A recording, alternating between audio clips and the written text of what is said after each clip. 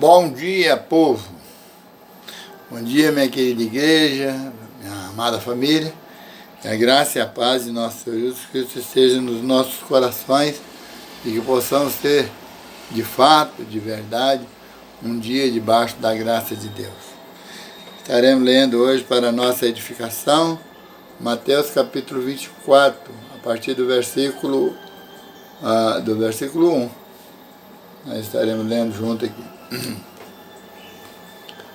O sermão profético, a destruição do templo.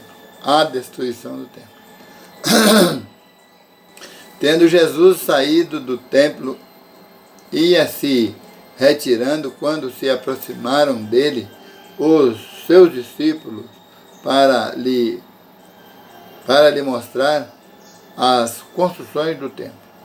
Ele, porém, lhes disse: não vede tudo isso?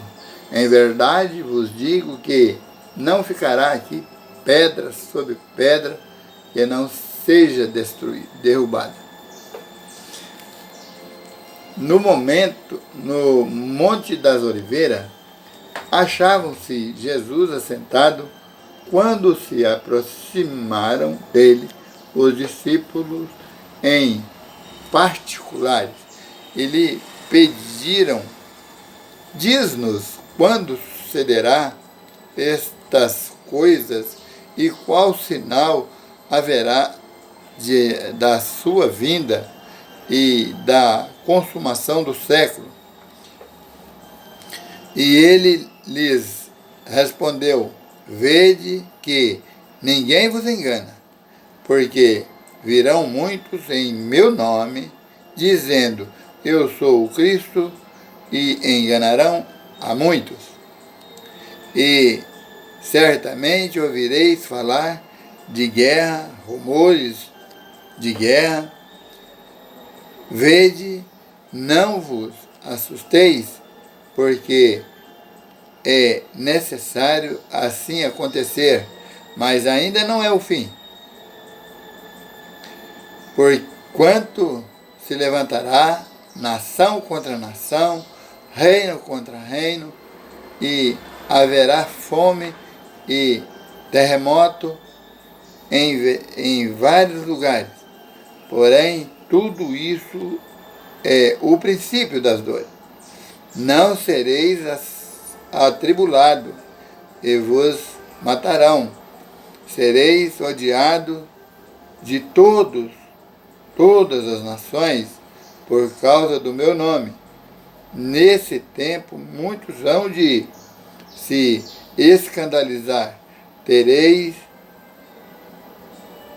trair e odiar uns aos outros. Levantar-se-ão muitos falsos profetas e enganarão a muitos.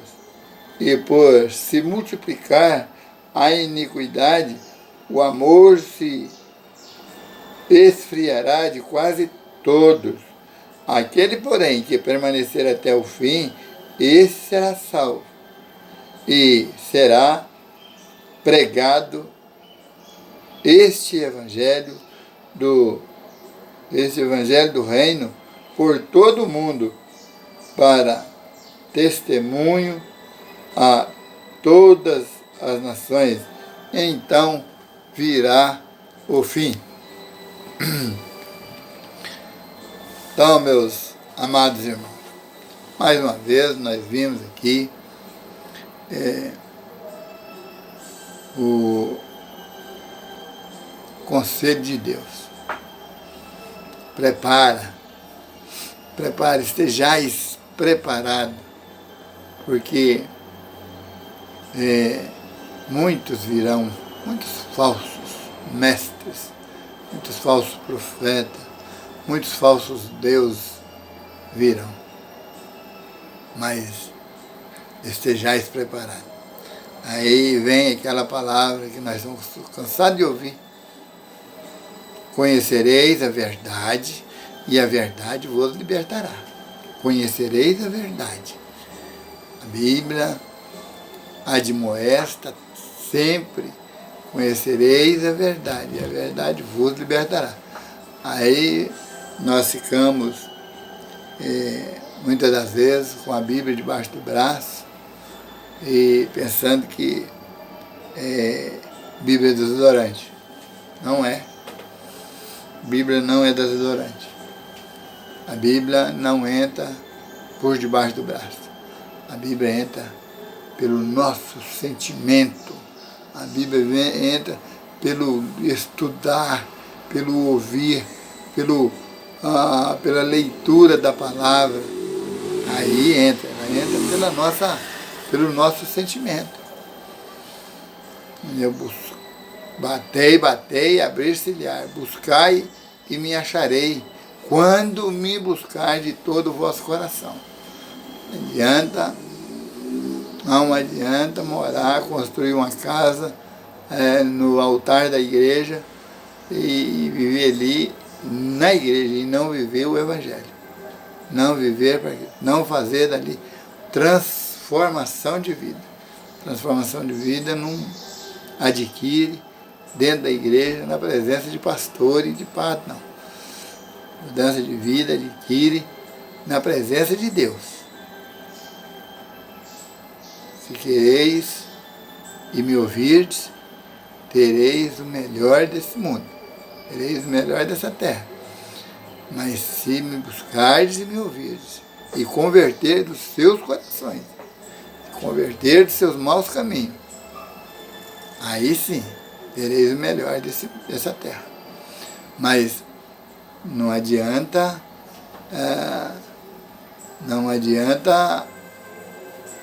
construir para nós uma casa no altar de uma igreja. Querer morar no altar de uma igreja. E a vida não for convertida a Jesus. Se você não se converter a Jesus, nada disso vai adiantar. Tendo Jesus saído do templo, aproximaram dele os discípulos para lhes mostrar as construções do templo. Ele, porém, lhes disse: não vede tudo isso? Em verdade vos digo que não ficará aqui pedra sobre pedra, que não sejam derrubadas. Tá lá aquele edifício fabuloso ali, construído de pedra maciça, colunas intransponíveis ao olho do homem, aos olhos dos homens. Os olhos de Deus dão um assopro e desce. No Monte das Oliveiras achava-se Jesus assentado, quando aproximaram dele os discípulos. Em particular, lhe pediram: diz-nos, quando sucederá essas coisas? E que sinal haverá da sua vinda e da consumação do século? Será que para nós ainda temos que estar buscando vidente para nos mostrar os sinais? Será que a palavra de Deus, que nós estamos com ela na mão, a palavra de Deus, nós temos ela o dia todo, a vida toda na nossa frente, por enquanto? Haverá um tempo que ela vai sumir também. Mas será que essa palavra não basta para que nós buscamos entendimento nela? Jesus foi, mas deixou o Consolador com nós. A sua palavra ficou. E ele vai voltar. E certamente as perguntas que ele vai fazer para nós devem de estar aqui dentro da palavra. Você alguma vez acolheu um pobre? Você alguma vez deu de comer um pobre? Você alguma vez deu vestes a um pobre? Você alguma vez visitou ele no hospital? Será? Será que nós fazemos isso? Será que nós fomos visitar alguém? Será que nós acolhemos alguém? Será que nós buscamos entender o que está escrito na palavra? Porém, tudo isso é o princípio das dores. O que é o princípio das dores? O princípio das dores é falsos testemunhos, falsos profetas, falsos deuses andando por aí. Isso é princípio das dores. Presta atenção na leitura. Isso está escrito em Mateus 24, de 1 a 14, o que nós lemos hoje. Leia, confere, seja um bereano. Os crentes de Bereia via falar da palavra de Deus, ouvia falar, chegava em casa, pegava a Bíblia e ia confirmar se o que o pregador estava falando a verdade, se está escrito na palavra. Faça também. Aquele, porém, que permanecer até o fim será salvo, e será pregado o evangelho do reino para todo o mundo, para testemunho a todas as nações. Então virá o fim. Todo aquele que nele crê não perecerá, mas viverá. Mas crê nele, converter dos seus maus caminhos. Vamos orar agradecendo a Deus por essa bênção, esse privilégio que Deus nos deu.